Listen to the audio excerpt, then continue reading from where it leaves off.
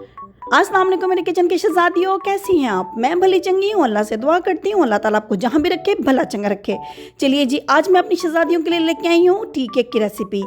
ये बहुत ही आसान और बहुत मज़ेदार और बहुत मॉइस्ट बनता है। इसके तमाम अज्जा इसके ऊपर मेंशन किए गए हैं। आप इनको एक बार बनाइएगा ज़रूर और मुझे बताइएगा ज़रूर कैसा बना। अल्लाह हाफिज़।